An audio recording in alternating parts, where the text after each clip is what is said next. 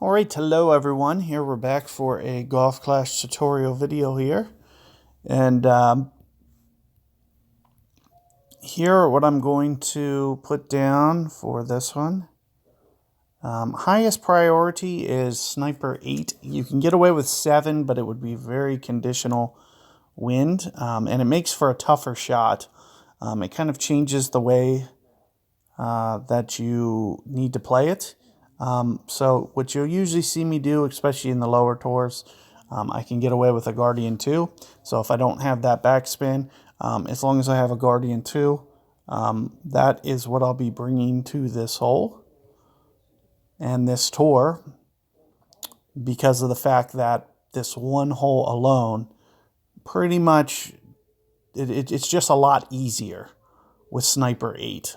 With a lower Sniper, you're going to have to kind of bump into this little fairway patch right here. It's a very, very small target, and you'll see from time to time, guys will mess that shot up, and you'll get an easy wind when they try and fail for that shot. So what we're going to do here is just put our clubs together there, as that's what we'll be using. Additionally to that, let's go over this wind guide here. So setting up my arrows here for each and every scenario here. And what I'll usually try to do here is, at least in the side wind case, I would say, it's somewhere between 5 and 5.5 on my spin. And where I'll try to land, I'll try to show you this spot.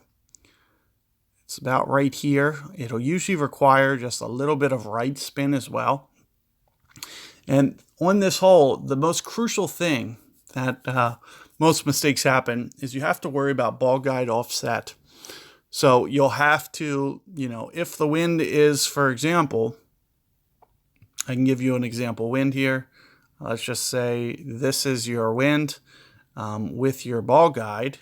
What you'll want to do is you'll want this hop to be here, this hop to be here, and then kind of like right here for your land zone. And you can see that the hole's there, and you can see that it's kind of like parallel, like it's short and to the right.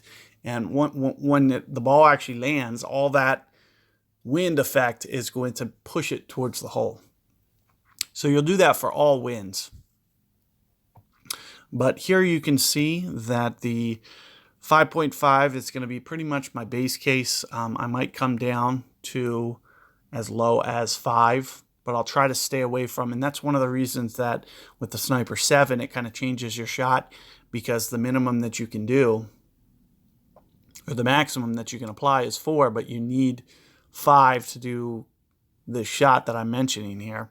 And, I might go as much as 6.5